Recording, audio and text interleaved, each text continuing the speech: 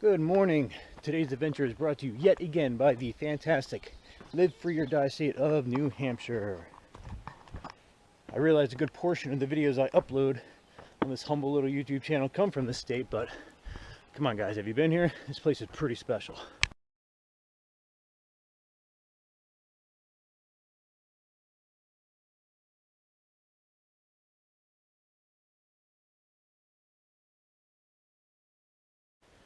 And speaking of special, I have a pretty special hike lined up for you guys today.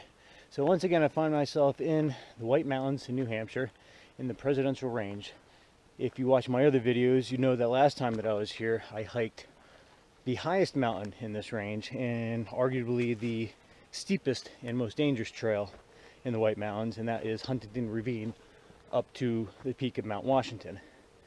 This trail is arguably the most difficult day hike you can do in the White Mountains, and we're going to the second highest mountain, which will be Mount Adams. Mount Washington checks in at 6,300 feet elevation, and Mount Adams checks in at 5,800 feet. That's about 500 feet difference. That's not to say that Adams is small, that's just to say that Washington is that much bigger than everyone else in the area. We're only 2 mountains up the range from Washington, so we'll be able to see Washington once we get on top, once we summit Adams. In between is Mount Madison, I think, and I don't know. Once I get at the top of Adams, I might be summiting that one as well. I think it's only going to add like 3/4 mile to my entire trip. I don't know. We'll make a game time decision once I'm up at the peak of Adams. See if this old man's knees can handle one more peak on the top there. So we'll see what happens. What makes this hike so difficult is, although Adams is smaller in elevation than Washington, I read online, so I don't know if this is true, but I read online that the elevation gain, you actually start at a lower point than you do in the Washington hikes.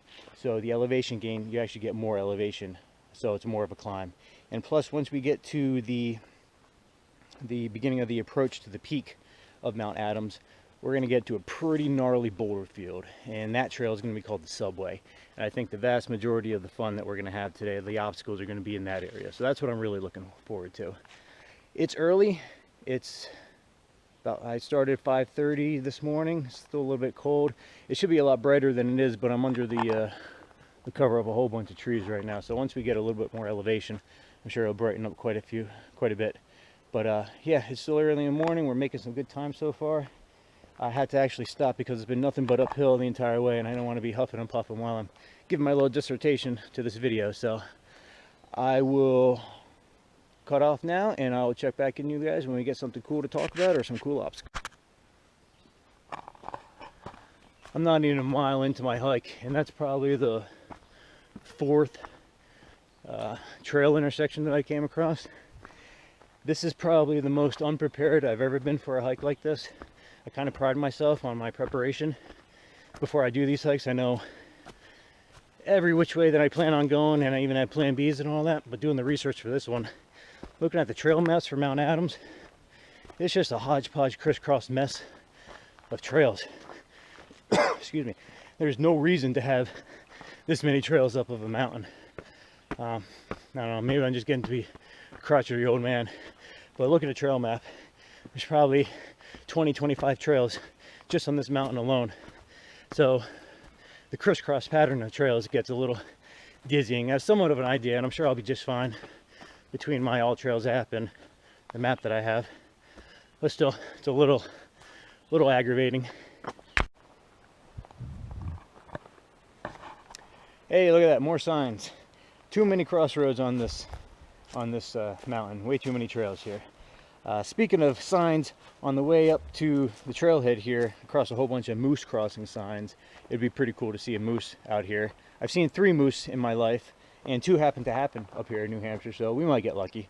Probably not, but yeah, fingers crossed. Yesterday on my hike, I saw a coyote and a bald eagle, but that was down in Connecticut when we're still down there. But I was still technically on vacation, so it's still vacation fauna. Today, unfortunately, the only thing I've found so far is about 50 brown toads on the path here. It's almost every step I take, a whole bunch of them are hopping out of the way. I guess I'm interrupting their active time, being so early. It's almost like one of the 10 plagues of Egypt out here, just toads jumping everywhere. But speaking of wacky religions, have you guys ever heard of the Aetherius Society? I'd never heard of them either. They are a group of people, well, let's face it, they tick all the main boxes that you need to check off in order to be called a religion. So it's one of those new age woo-woo religions that are out there now. Very heavy yoga based, very big belief on energy spots throughout the world and to tap into said energy spots. But not all energy spots are created equal, and in fact, there's 19 spots, 19 mountains all over the world that the Aetherius Society has deemed as major energy players in the energy spots in the world. And of course, I wouldn't be bringing this up unless it was relevant to the hike today. But yes, out of the 19 mountains in the entire world, Mount Adams actually makes the cut. And they are considered by the Aetherius Society as pretty heavy energy source here. So who knows, maybe I will have a religious experience out on this hike. I probably will. I usually do on my hikes. That's one of the reasons why I do them. I hiked out in Sedona once, and a big portion of Sedona, Arizona's tourism is based off of these energy fields. If you ever go out there, a lot of positive energy sites out there. I went to one with my wife. It was interesting. It was very pretty, but everything in Sedona is very pretty.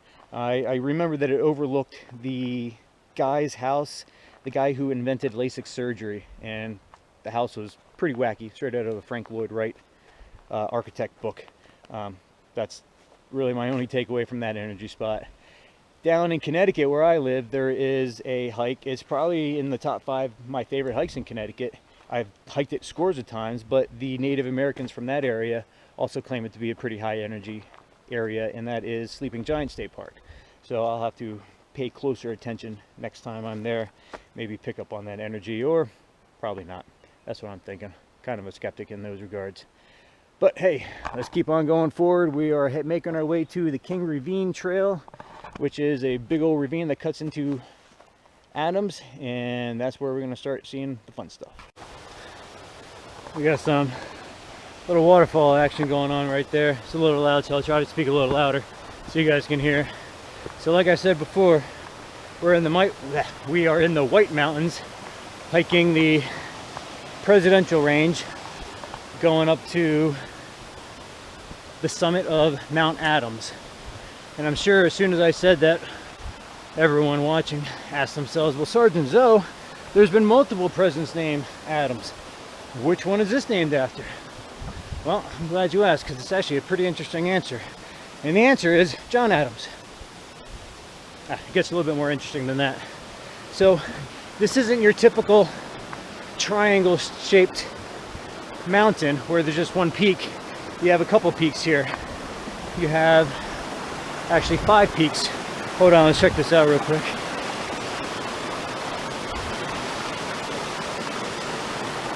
Very pretty. It's a lot of cold air coming off of it, which mixed with my sweaty body makes it a little bit frigid, but hopefully it dries up some of the sweat.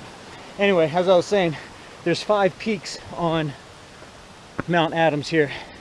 The main peak, the highest summit, is named after John Adams, the 2nd president, which I guess that makes sense. The highest mountain here is named after Washington, the 1st president. So at the 2nd highest, named after the 2nd president, I guess.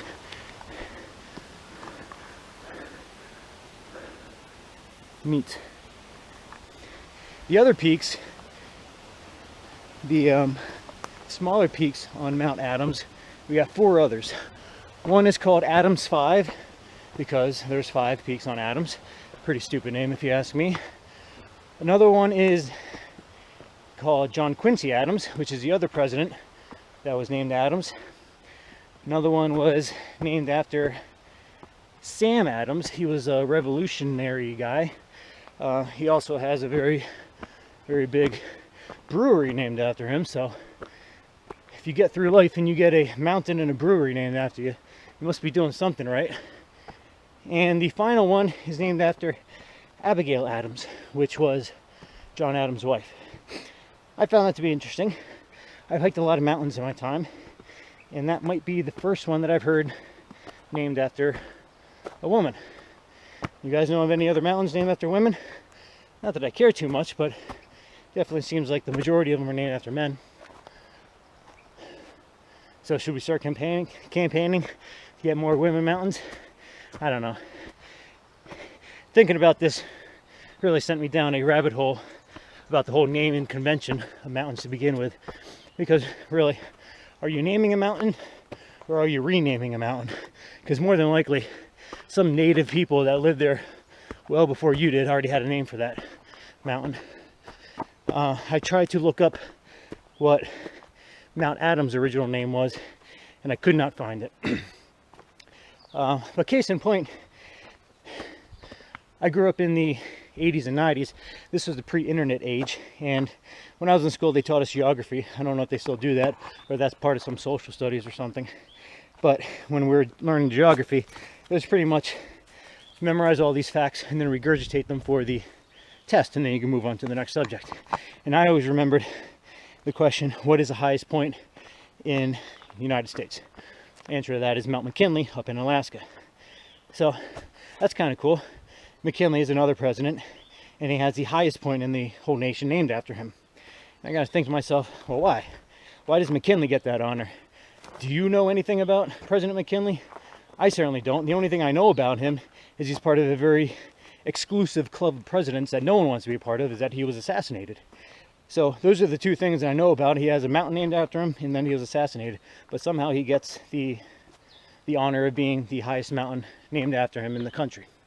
So I know back in 1980, there was a proposal for the native people in Alaska to, they went to Congress or Senate and said, hey, you know, we've been here for hundreds of years, and you guys just showed up and named this thing McKinley. We would propose that we, you know, revert it back to its old name, what we always called it, which is called Denali. And Denali means standing alone, standing tall alone, something like that. I guess Denali is a lone peak out there. Personally, I think Mount Denali is a much better sounding name than Mount McKinley. And so did Congress or Senate or whoever it went best, because it actually went through and they changed the name back to Denali. There was only one group of dissenters, and that was the group of congressmen or senators from Ohio. Which, why? Because McKinley was from Ohio. So that's all that I know about McKinley, is that he was assassinated, he's from Ohio, and he has a big mountain named after him. Well, not anymore. So now it's called Mount Denali. So, all right, so we're up in the Alpine zone now, and we finally got a first peek on what we're about to tackle. Bring it on. There's another sign, but this one's going to be useful for me. So we're at the junction of King Ravine Trail and the subway. King Ravine goes up that way to the summit, and the subway rejoins King Ravine after it goes through, you read the sign, through the caves. Now, I don't know about you, but when I got a sign that says something like that, I got no choice but to go through the caves. It's just part of my DNA. Go in there, and right from the beginning, let's get it going. And try to hold on and not fall. See how deep these things go. Oh wow, where to go? Oh, I'm not fitting that way or that way. So let's go up here. Oh, it just keeps going further and further. If you fall in there and break your leg, you're probably not going to get out. And this is not the world's most popular trail, so chances of someone coming by and saving you are pretty nil. Alright, so we got through one cave. Where the heck do I go now? Oh, there's a marker. Alright. Alright, big jump. Okay.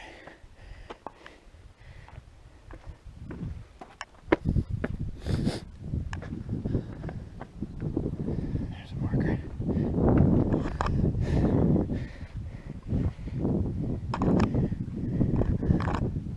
Oh goodness, talk about a knife edge.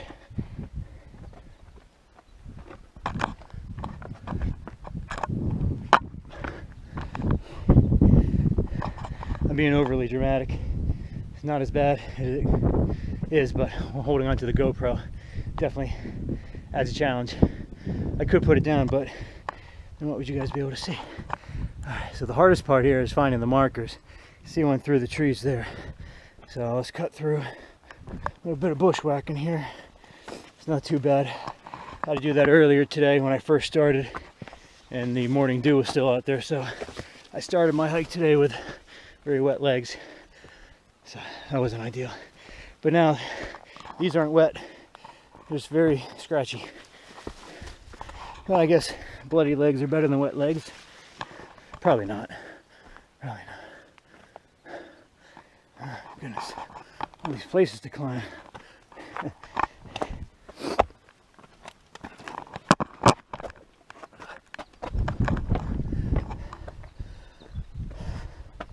Keep seeing these little, I thought they were man-made. It looks like these little spiral mosses are natural.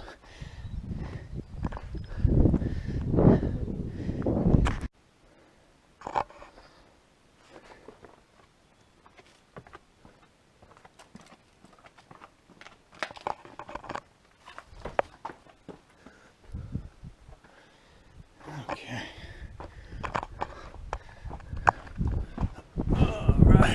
Wind tunnel.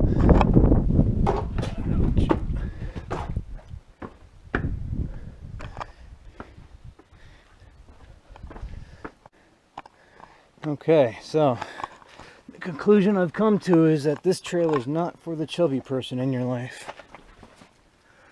I'm gonna have to take my pack off to get through here. A couple years ago, I probably wouldn't be able to fit through here, so.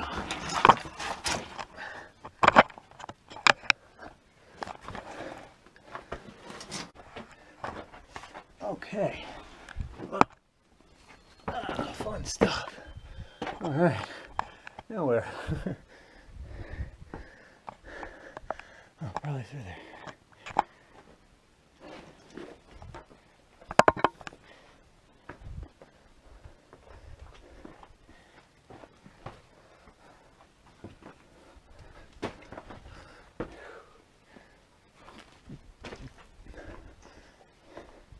What a fantastic little trail.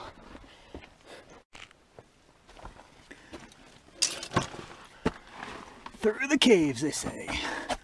Well, they weren't lying.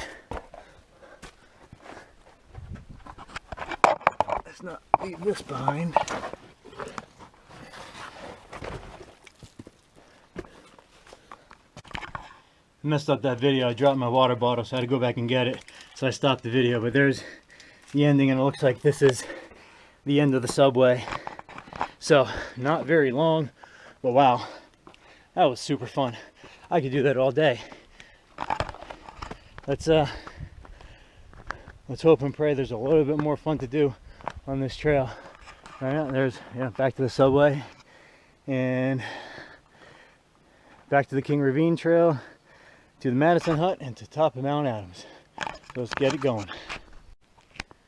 Well, I knew it was going to happen, and it happened. It is the 11th of July, and here we are. Snow and ice in the middle of summer up here on Mount Adams. Another thing I want to point out, look at this rock here.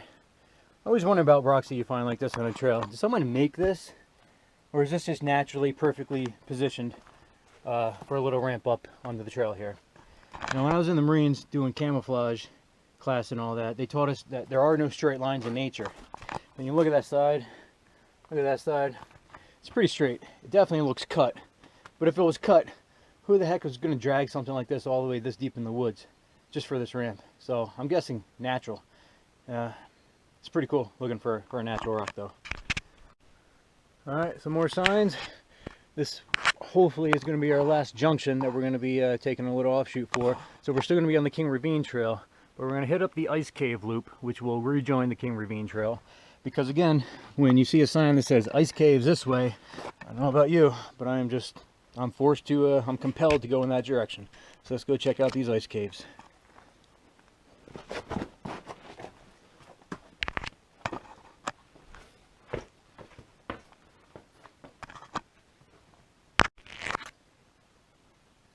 I don't know if the speaker's picking up or the mic's picking up on it, but there's constantly dripping water in here. Makes me wonder if it's a non-stop drip all year round. It's pretty dry up here in New Hampshire at the moment, but we still have a drip going. I gotta put this camera down in order to do this climb. Alright, let's see what else we have in these ice caves.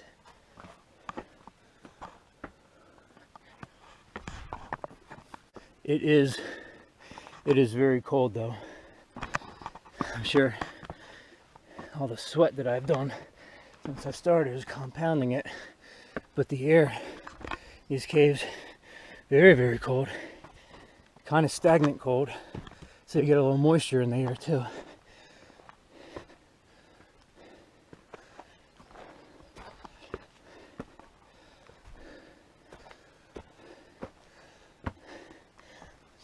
Big chunks of ice there. Oh wow, look at that.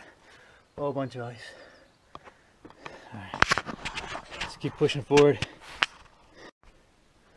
Look at all that. I could probably build a snowman with all the snow that's down there. This little offshoot trail, this ice cave trail, this is a trippy trail, man. It's a lot of ups and a lot of downs. When you get down, that's where the ice is. And when you get up, the temperature change, it's probably a good solid 25-30 degrees. Because right now, out of that cave, it's back to sweating again. So it's crazy the fluctuations that's going on here. So the ice caves trail spit us out back onto this portion, back to the King Ravine trail. And this right here, this is King Ravine. This big old divot through the mountainside. It's called a ravine, and they named it King Ravine. And I'm guessing up there is my summit. So, hard part's done. I just have this to do. Easy peasy. So, this is what my trail is kind of turned into. I'm certainly not hiking. I'm definitely climbing at this point. There's no dirt, no trail, no nothing, just boulder to boulder. And it doesn't look like it's gonna stop anytime soon. But I knew I was getting into this when I started, so this is no surprise. It is definitely arduous though. But whenever I get tired, I just turn around, take a break. Not too bad, huh? Okay, made some progress. Not much progress, but hard work progress, let me tell you that. Wow, that was quite the hike. That's not a hike at all. That was literally hopped for the past, I don't know, hour to get where I am. It was just one boulder to the next boulder, jumping up the whole way. Never was there any type of continuity or flow to the hike. It was just jump, jump, jump, jump, jump, jumping forward, jumping up the entire way. Very, very difficult. This section now, I was told that this is an optional slide to go up. I'm kind of curious to do it. It looks like I don't know, it looks very doable, especially if you go along that crack to the top. Thing is, I don't know where it spits you out, and I just don't want to get too far off track here because I do have plans for the day. So I might just stick to the trail for this one, which doesn't look any more forgiving than that. So I'll still get mine. But man, I'm glad I am where I am because I don't want to go through that again. That sucked. I wish the sun would come over this ridge here. It's slowly creeping towards me, but I'm still in the shade and it's still pretty cold. I'd really like to dry out some of the sweat, but I'm sure once I get in the sun, I'll probably start complaining about that. You can't win. Okay, let's keep going. Hey, check me out. I'm in the sun and I made it to the top. I'm at one of the summits, I think. I'm not sure which one. There's no signage for it. Maybe I'm standing on Abigail or Sam, who knows. But here we're looking at. That's the Madison hut. I think my descent trail is going to go through there, so we'll see. That is Mount Madison, I believe. Still not sure if I'm going to make it up there or not.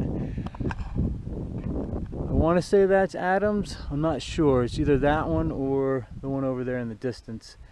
There's a sign over that ridge right there. I might have to go take a look, because I'm not exactly sure where I'm at and where to get to where the summit there. But hey, at least I'm in the sun now, so this is a brand new hiking experience for me as far as I'm concerned. Hopefully my shirt dries soon. All right, I'll be checking again when we are that much higher in elevation at the peak. So I don't think it's going to come to anyone's surprise, but the big peak that I showed in my last video, of course that's Mount Adams. So we're on our final approach to the peak. Obviously we are well into the alpine zone now. You're not going to get too much vegetation up this way, and even if you did, there's really not too many areas for it to grow. It's just rocks everywhere, which kind of makes the trail a little bit difficult to find. Again, you got these cairns set up all over the place, so you just follow them, but still there's very little flow or continuity to the trail. It's just boulder to boulder to boulder. So it's only a half mile to the summit, no problem, but when every step has to be deliberate, it definitely adds to the fun. So let's get to the top and be done with this, huh? All right, here we are at the summit. There's Washington. You can tell Washington by the water station on the top there, and the smoke from the Cogway Railroad. That's Jefferson. And then just go take a look at the rest of what we got here.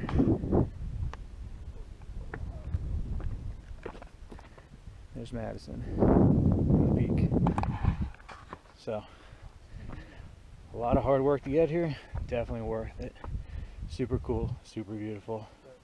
So now we make our way back to the hut, probably take a little break there and see what happens next. So that might be the last sign that I see for this trail. I made a decision to go ahead and forego Mount Madison. I said in other videos before that I'm not too concerned about peak bagging. It's more about the journey than the destination, and I definitely got my journey's worth on the King Ravine Trail subway ice caves heading up to Adams there. So I got my fill. I don't need to do anything more, and plus trying to hurry up and get back to the campground so I can get to the pool and play with my kid and wife. So 3.5 miles to go to get back to the parking lot. Not too bad. I'm also going to forego going to the Madison hut because there's really no reason to go there if I'm not heading up to Madison. It's just will add length onto my return hike for no reason. So 3.5 miles and we should be back at the car. Trail's not too bad now. At least it's somewhat of a trail. Where in my earlier videos when I was lamenting being stuck in the shade, sweating, I was a little bit cold. Well, now I'm walking on the ridge that was actually blocking the sun. That was before, where I wouldn't be able to sit in the sun. So now I'm getting on top and lots of sun. And I took my shirt off and hanging it from my bag. So hopefully it will dry soon. I can get my wardrobe back on. So when I was on the top of Adams, when I was pointing out those other mountains, I'm sure you guys saw in the video, there's 2 other guys there. I was talking to them. They actually doing an overnight backpacking trip here and hitting a couple peaks, staying at that Madison hut. They asked me where I came from, and I told them, from the Appalachian Trailhead up Kings Ravine to the subway and all that stuff, which is actually the same trail that they did yesterday to get up here. So when I told them, yeah, I went up through Kings Ravine and all that, they both said, and excuse my language, boy, that was a real tough mother effer, huh? And I had to agree. That was a really tough mother effer. That was a super draining hike, really tough. And it got me thinking on why I do tough hikes. And it's not like it surprised me. I definitely did my research on the hike, so I knew what I was getting myself into, and I still wanted to do it. I wanted to do the tough hike. Now, why do you want to do tough things? I think you should do tough things in life. We live in, it's the year 2022. Life really isn't all that difficult now. The quality of life is higher than it's ever been in the past. Crime is lower than it ever has been. The life expectancy age is higher than it ever been. We're living in the golden age of humanity. So life is, for lack of a better term, life is pretty good. it's not that difficult. It really isn't. So that's why you should do difficult things. Keep yourself hardened. That's how you harden steel, right? By getting harder steel and banging it. Well, it's kind of the reason why I do these hard hikes, to give myself a steelier reserve, if you will. I don't know if it works, but I guess it beats sitting around doing nothing all day. At least I have something, like I say, I accomplished at the end of it all. I don't know. Why grab the low-hanging fruit in life when you can challenge yourself and climb the tree and get the really sweet fruit that's at the top? It's worth it. Heck, even if that fruit's rotten, I think it's worth it to climb that tree. Just to say, yeah, I climbed to the top of that tree. I don't know. I just think people should stop being ordinary, be exceptional. It's not a bad phrase, actually. I might start incorporating that. Don't be ordinary, be exceptional. All right, so I got maybe another just over 3 miles to go. I'll check in back at the parking lot. We'll wrap this up and call it a day. Well, here we are. Done, sir, done. Mount Adams via Kings Ravine and the subway trail has been liked. I didn't see any moose out there, and I didn't see any energy spots either, which is a crying shame because that was probably the greatest hike that I never want to do again. I would love to be able to find one of those energy spots to get a second wind, because that was an incredibly draining hike. But hey, we're done now. This is probably one of the slowest hikes I've done. It was just about 8 miles, and with 5 hours and 15 minutes. So a little bit slower, but with the arduous ascent that trail provided, along with really not knowing which way I was going with all those crossroads, adds a little bit more to the pace. But hey, I'm not complaining. The goal was to get to the top and get to the back with no injuries. So as far as I'm concerned, that's mission accomplished. And hey, thanks so much for hanging out with me for this thing. And until the next time, don't be ordinary, challenge yourself, and do not litter.